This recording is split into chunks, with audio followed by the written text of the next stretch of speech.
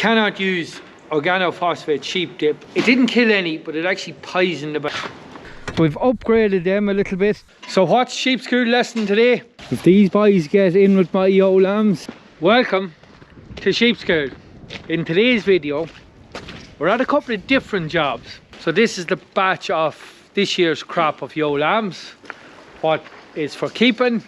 You'll see a couple of them in it that's not sheared. They're the ones we let out of the shed that I bought. Some of them are a little bit dirty on the bums. A little bit dirty in the back end here. Just starting to show a bit of dirt there. Now, there's a particularly bad one in there. Grass is disappearing now. It's coming to that time of year. You'll see out here, when you see the field starting to whiten like that, it's time to get these moved on to some grazing somewhere. So I had a call from one of the dairy farmers. With the bad year, he didn't get his silage cut in October. So there's quite long grass for these. Now normally I'd have that ground set aside for my yos January, February, maybe even early March, but it's looking like I'm going to have to graze it earlier. I've nowhere else really to go with these, so I'm kind of glad of it. I'm just going to have to figure out what I'm going to do with the yos. It'll probably be an early winter in the shed. Bit of a problem there though, I only have hay here. Well, half of that's bedding, but this is my crop of silage for this year. So I only have about 20 bales of silage, and they're not even this year's bales, they're actually last year's bales. But we're living life on the edge, but I have an option of buying really good silage as well, so I'm not going to be stuck. So the weather depends quite a bit on how things play out for me, if I'm able to hold them out enough. If it's a really bad December, January, February, and we motor through grass, they'll be in the shed a bit earlier. But anyway, these ladies have to go. They're being moved on to that bit of grazing. I had to change my handling system, the one that you would be familiar with the race, the Stanley race, and the bit of a passageway. Had to change all that for the simple reason, cleared out the shed. So my original system here, where the race was running out from this passageway, from this passageway, is gone now. So I had to take all that down, clear the shed out. So I cleaned out all the bedding out of it, and it's been rebedded. These boys are in. I have to run them. I've 2 of them sold. I've actually 2 left, but I'm not too worried because I sold quite a few rams this year, and I wouldn't mind having a spare ram. If somebody came back and said one was infertile, at least I have a spare to give somebody if they're in trouble. But hopefully, fingers crossed, we'll have no problems. Now, just going to get set up here. I have one of my panels. So this is the other panel off the side of my Stanley race that I'm not using. Just going to set up this race. Same place, but the other race isn't that simple to put the scales at the front of it because it has that diverter built on. So it's just easier to use the back gate of the Stanley race. You'll see me taking it off here. Just pull the pins, and I'm just going to use that along with these 2 panels. We'll get it set up here.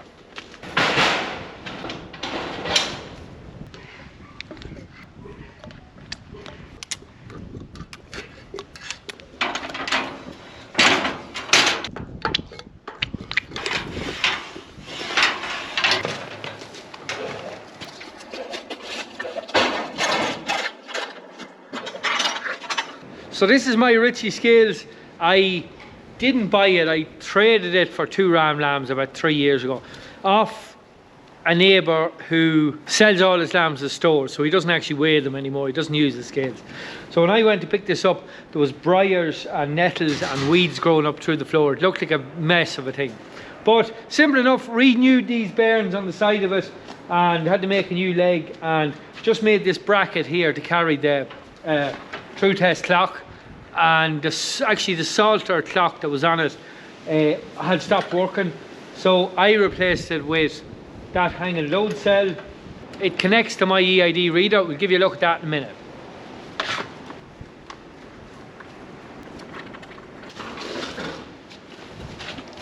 The only downside to this scale is you see my Stanley panels have a section here so you can narrow it in, which is an advantage on lambs.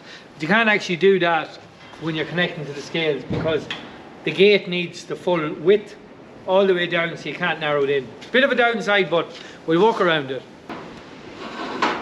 This is the setup here. I just put this gate on here to act as a bit of a funnel. into the race. The race just opens here. Good little system. It's actually a sprung loaded gate, so it's sprung to stay open. Now, as I say, the only downside is it's actually quite wide. That's the downside to the Ritchie scales. It's actually quite wide here. So the problem is lambs can turn. It's all right for yos, they're not too bad, but lambs can turn. But you need the full width here for this gate to actually function.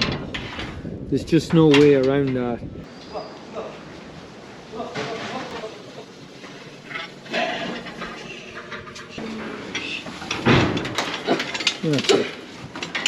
We've our first fail in. I think the secret is when they're fit to turn in the race, pack them in good and tight. They'll not get turning now.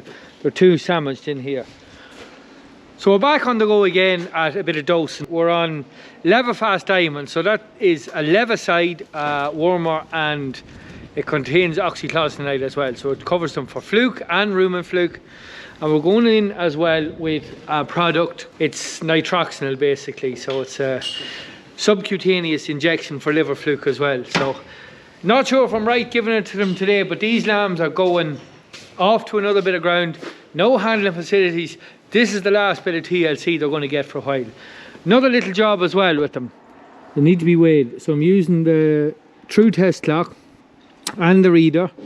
So I've Robbie back on the job again today. Robbie, you're ready for road? Ready to rock, ready to roll. I've forgotten me dose rate. I actually have to take the pack out of the bag. I don't have the box anymore, so I have to take the pack out and get a look at it. Alright, so it's Levafast Diamond. That's the product we're using. Guessing these are about 45 kilos. We'll know better when we start weighing a few. So it's 2.5 mil per 10 kilos.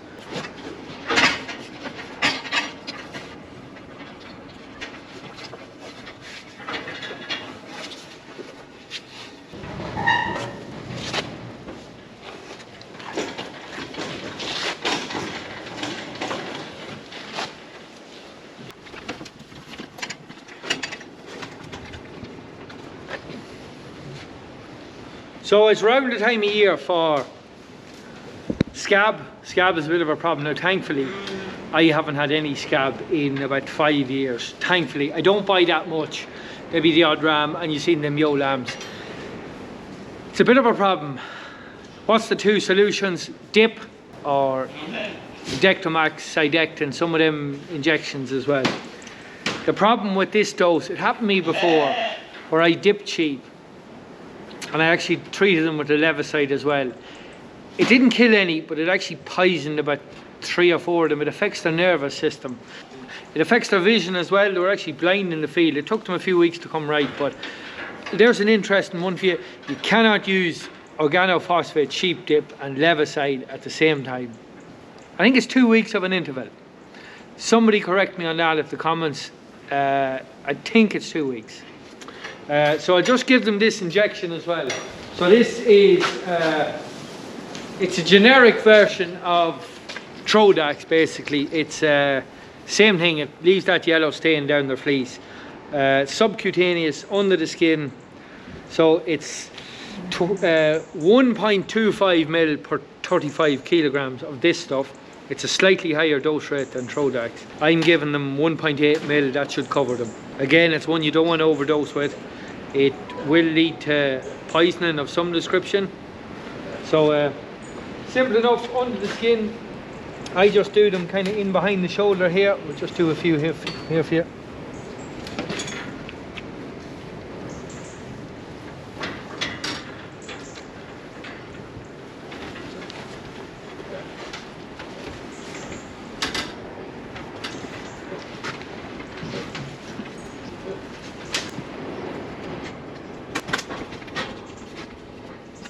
Now, so the next job is weighing, just using my EID reader, and for anyone that's interested, it's an Agrident APR 600 that I use. I don't use a wand because I use this mostly at lambing time, and I find the wand a bit long. I can do everything I need to do. The wand I find is handier in the trailer if you're, you know, reaching or in a pen or something. Seldom I'm doing that. Usually do it in a race. That's why I get away with the short little stubby one. As well as that, Agrident, you can actually, it's a bit wider there, you can stick in your pocket, zip it up, and look, it's a bit expensive to chance it, but it is pretty secure there in your pocket. Can't do that with a wand. Setting up for reading. First job is turn on the clock. She'll bring herself to 0. Start a new session on the Easy Way 7. That's easy enough to do. Sessions, enter, start new, enter. So that's the clock ready to go. On the reader, menu, tasks. We choose a task, and that task is weighing. Bluetooth weight autosave. Once I click that, it's ready to roll. So as soon as I scan the tag, it sends the tag number up to the clock, and then the clock sends the weight back to the reader. So it's the two of them are communicating by Bluetooth, and then I have all the tag numbers and weights correlated on this. Plug it into the computer, I have the whole lot recorded then. We'll make a start here.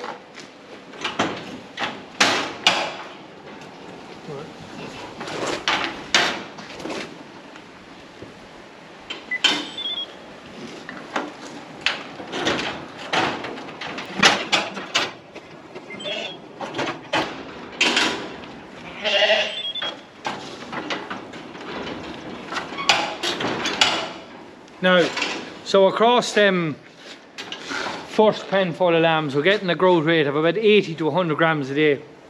It's not that exciting, but it's all off grass this time of year. Quality isn't great in the grass, but they're doing well. The lambs are fine. I'm happy enough with that. So I'm keeping them over the winter, and by next September they'll be ready for sale. They'll be in good condition then. So I'm just going to leave that lamb up the front. He'll help to bring these ones on. Robbie's ready to load up. And these ones will just tear up to the front lamb. That'll help to bring them in and fill the race.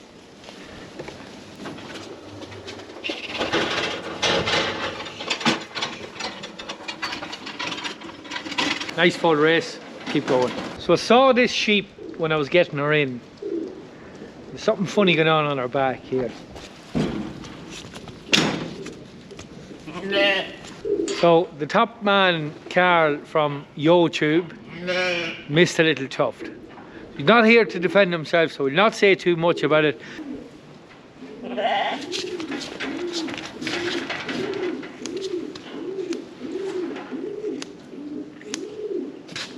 Lovely job. Now, the last two sheep running through here, you see the throwbacks. Should have been wearing a glove, but it's a nasty one. It always stains the skin. But anyway, we're on the last two here, just weighing them as they go out.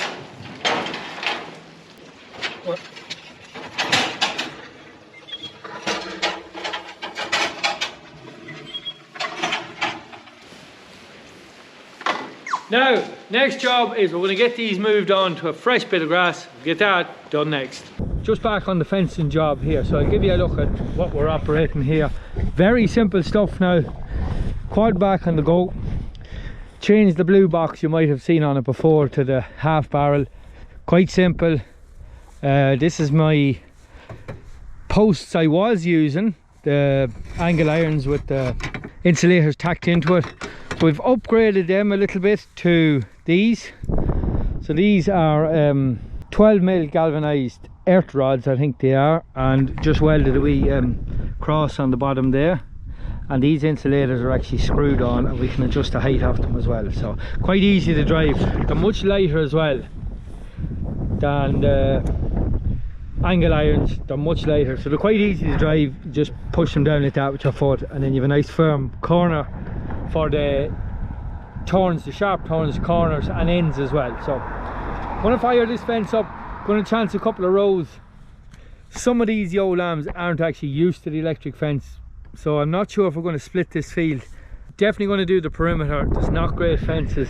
It doesn't look too bad, but there is a few holes along here, so we're just going to put up a couple of strands. Now we're on the quad. Let me know the law, anybody in Ireland, let me know. The law is changing.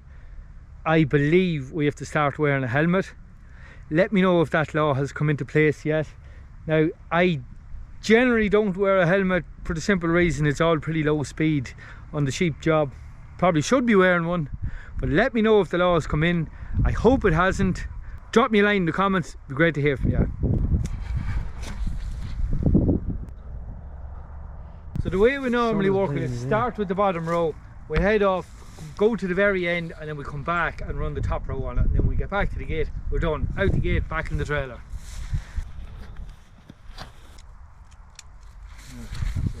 Robbie's doing the driving here. I'm just going to take a post and stick them up as we're going along here. So I just follow Robbie along here and stick my posts in.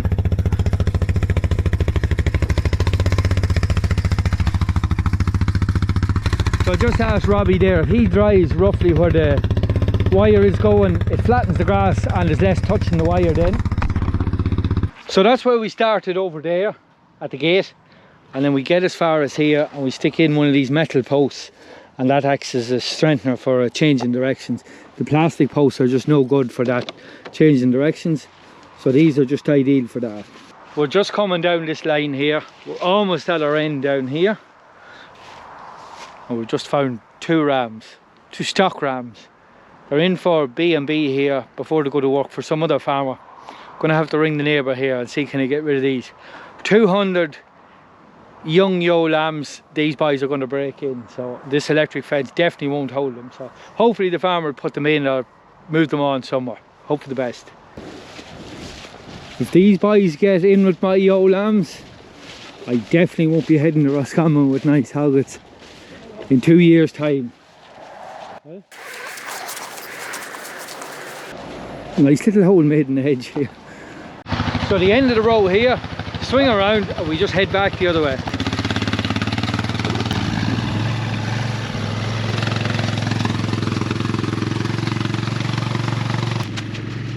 Now you might have seen me putting this up before in a fencing video. I can do it myself, but it's much easier when you're Robbie on the bike. Plus I'm getting a little bit of exercise. No harm.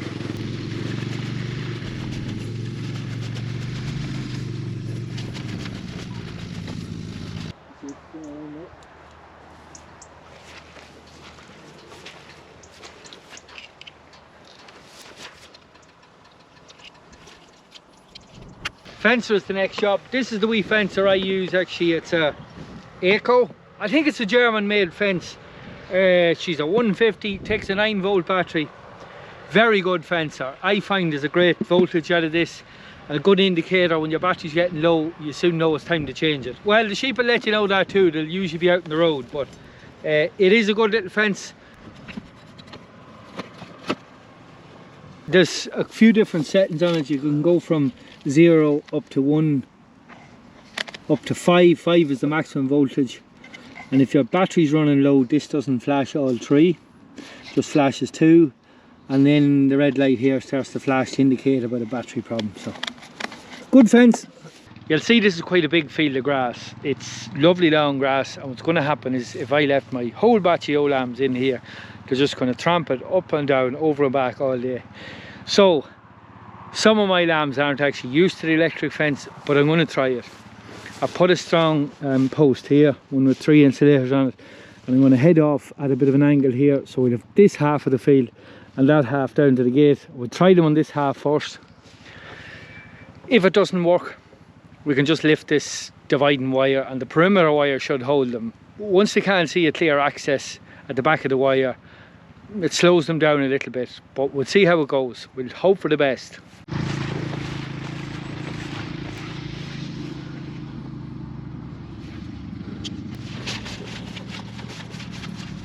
So someone mentioned in the last video, myself and Robbie were joking about old age and we were going to cull him, but obviously we're not.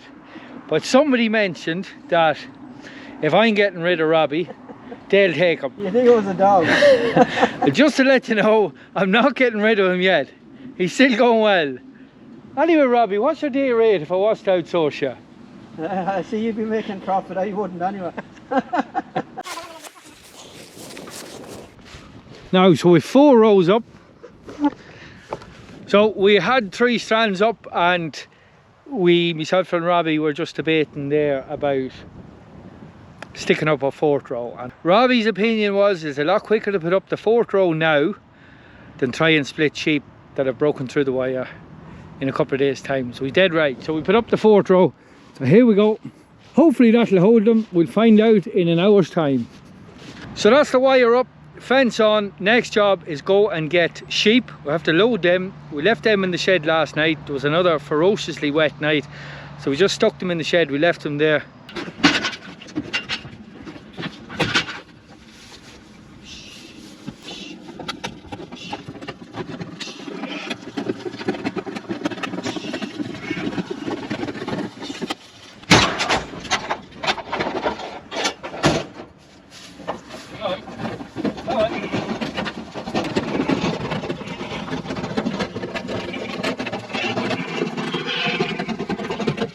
Now, if you're wondering how I manage to keep all these sheep fed for the winter, now you might have seen earlier in the video I've only 20 bales for the whole winter feed.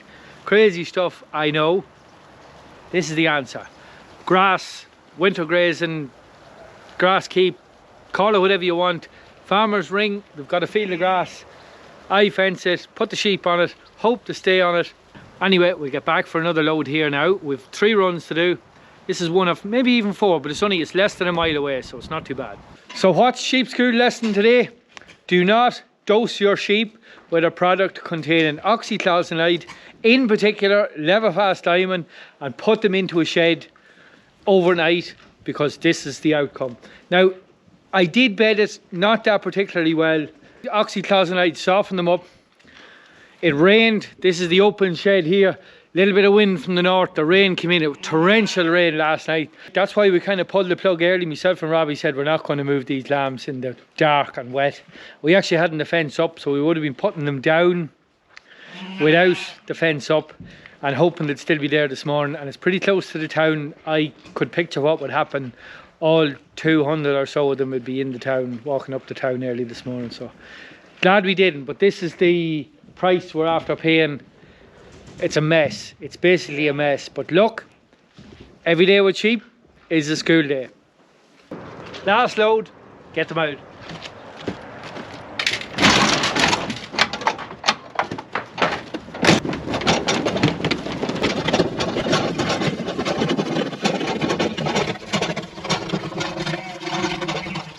Better remember the most important job.